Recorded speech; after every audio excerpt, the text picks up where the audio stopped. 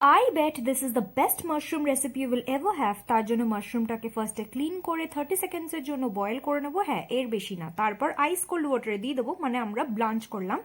তারপর আমি একটুখানি ময়দা, অ্যারোরুট, নুনের মধ্যে মাশরুমটাকে কোট করে ভালো করে ডিপ ফ্রাই করে নেবো। এবার হালকা হালকা যদি গোল্ডেন হয় তখন আমরা নামিয়ে নেবো। দিয়ে একটা কড়াইতে আমি একটুখানি বাটার, গার্লিক, কোরিয়েন্ডার যে স্টেমগুলো আর লঙ্কা দিলাম। তারপর যে 4টে সস তোমরা দেখতে পাচ্ছ সেগুলো পরপর পরপর করে দিয়ে দেবো। পজ করে একটুখানি দেখে নিও। তারপর একটুখানি ভালো করে গরম জল দেবো আর কর্ন স্লারি দেবো, দিয়ে ভালো করে নাড়িয়ে নেব। তারপর আরেকবার আমি মাশরুমটাকে ডাবল ফ্রাই করে নেব। দেখো ততক্ষণে কিন্তু আমাদের সসটাও ঠিক হয়ে গেছে। কনসিস্টেন্সিটা এরকম হলেই আমরা আরেকবার যে ফ্রাই করলাম সেই মাশরুমটা দিয়ে দেবো। ব্যাস, আর কি, এতটাই ইজি ছিল এটা বানানো। এবার প্লেটিং করে দিয়েছি আমি একটুখানি কোরিয়েন্ডার স্টেম দিয়ে আর উপর দিয়ে একটুখানি সিজম সিডস দিয়ে। তোমরা যে কোনোভাবে প্লেটিং করতে পারো, এটা কিন্তু খেতে দারুণ ছিল। তোমরা একবার ট্রাই করো। ভিডিওটি ভালো লেগে থাকলে লাইক, শেয়ার, সাবস্ক্রাইব